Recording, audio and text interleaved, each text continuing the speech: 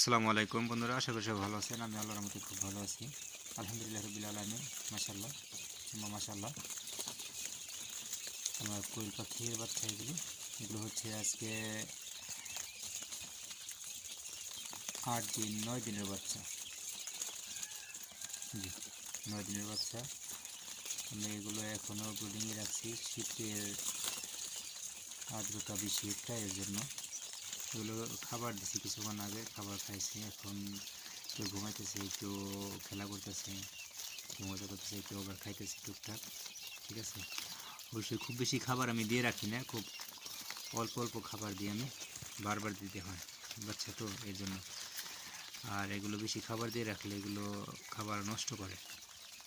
যাই হোক, সব ভালো থাকবেন, আমার জন্য দোয়া করবেন। আমি প্রতিনিয়ত কোয়েল পাখির আপডেট দেওয়ার চেষ্টা করবো আপনাদের। আসসালামু আলাইকুম।